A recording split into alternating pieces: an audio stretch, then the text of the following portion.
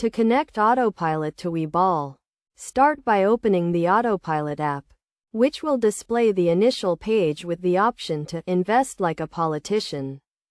At the bottom of this page, click on Explore Popular Portfolios. You will then be prompted to enter your phone number, followed by clicking Continue. Next, enter your email address and click Continue again. After that, you will need to enter your full name. Once you have entered your details, click on Pick a Pilot at the bottom of the page. From there, you will be able to select a portfolio that suits you best. You can browse through the available options or click Explore More to see additional ones.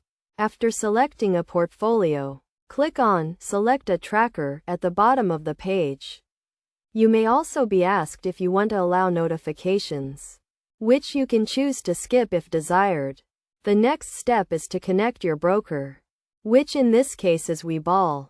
To do so, click on the Webull option, and the app will initiate the connection process. Utilizing bank-level security, you can then click Continue to proceed.